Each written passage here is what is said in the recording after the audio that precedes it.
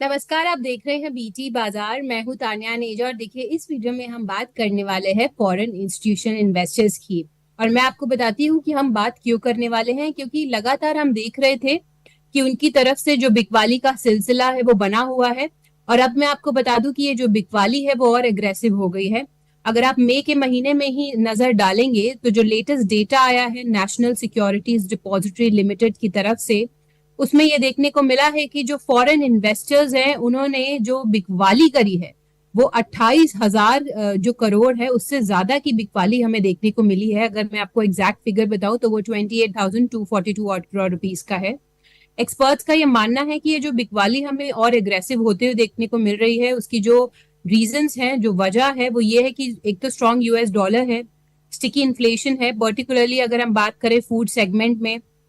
जो पोल आउटकम, जो लोकसभा इलेक्शन अभी चल रहे हैं उसके देखिए हम देख रहे हैं काफी वॉलेटाइल तो है ही मार्केट उसकी वजह से, बट उसके रिलेटेड भी जो एंजाइटीज है वो सीधा सीधा जो उसका इम्पैक्ट है वो हमें इस बाइंग पर, इस जो सेलिंग है उस पर देखने को मिल रहा है।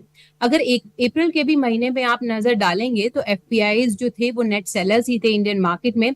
उस वक्त वजह तो थी ऑब्वियसली वो जियोपॉलिटिकल जो टेंशन चल रही है मिडल ईस्ट में, उसकी वजह से हमने देखा था जो मनी है वो लगातार जो है वो प्रॉफिट बुकिंग देखी जा रही थी, बिकवाली देखी जा रही थी फॉरेन इंस्टीट्यूशन इन्वेस्टर्स की तरफ से। अब अगर हम जियोजेट फाइनेंशियल सर्विसेज की माने तो ये जो बिकवाली है उसके कई सारे रीजंस हैं। उसमें सबसे बड़ा रीजन तो यही है, देखिए, क्योंकि इंडियन मार्केट्स जो, अगर आप और मार्केट्स की तरफ नजर डालेंगे जैसे कि चाइनीज और हांगकांग, उसमें जो पीई है, जो कि हम प्राइस टू अर्निंग्स रेशियो की बात जब करते हैं, वो हांगकांग की मार्केट का 10 है। और अगर आप इंडियन मार्केट्स का कंपेयर करेंगे तो वो 20 है। तो लगभग डबल है। तो काफी एक्सपेंसिव जो है वो इंडियन मार्केट्स हैं और इसी की वजह से ये जो बिकवाली का हमें सिलसिला है वो देखने को मिल रहा है फॉरेन इंस्टीट्यूशन इन्वेस्टर्स की तरफ से। हालांकि एक्सपर्ट्स का ये भी मानना है कि अगर पॉलिटिकल स्टेबिलिटी आ जाती है एक बार, तो उसके बाद हम वापस से जो इन्फ्लोज है वो देखने को हमें मिल सकेंगे फॉरेन इंस्टीट्यूशन इन्वेस्टर्स की तरफ से। आपको बता दूं कि इलेक्शन रिजल्ट्स की वजह से भी काफी सारे जो इन्वेस्टर्स हैं वो, उनमें जो असमंजस है वो बना हुआ है और जो प्रॉफिट्स है वो बुकिंग हो रही है प्रॉफिट्स की इलेक्शन से पहले, आउटकम से पहले इनफैक्ट।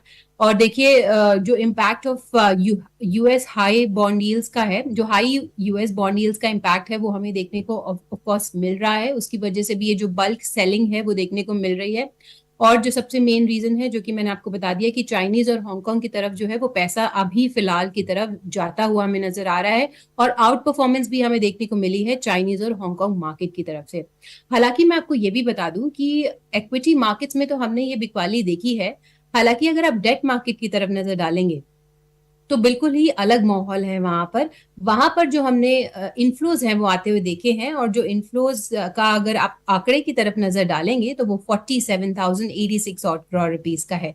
और ये अभी कैलेंडर ईयर 2024 की मैं बात कर रही हूँ, अब तक का जो आंकड़ा है वो देखने को मिला है। तो ये एक इंटरेस्टिंग सा ट्रेंड है जो देखने को मिल रहा है डेट मार्केट में। अगर इंडियन मार्केट्स की हम बात करेंगे तो पिछले वीक हमने देखा था कि एक पॉजिटिव नोट पर एंडिंग हमें दिखाई दी थी, और उसकी जो वजह है, जो एक्सपर्ट्स का मानना है, वो ये है कि जो इन्फ्लेशन सीपीआई नंबर्स जो आए थे वो कम आए थे प्रीवियस मंथ से, तो इसका कहीं ना कहीं एक पॉजिटिव इम्पैक्ट हमें देखने को मिला था सेंसेक्स में। हमें अगर आप पिछले वीक पे नजर डालेंगे, ये वीक आपको बता दूं कि सैटरडे को एक हमने स्पेशल ट्रेडिंग सेशन भी देखा था, तो पूरे अगर वीक की तरफ नजर डालेंगे तो 1300 पॉइंट से ज्यादा तक का जो इजाफा है वो सेंसेक्स में देखने को मिला है। 74,006 पर जो एंडिंग है वो हमें सेंसेक्स की देखने को मिली थी।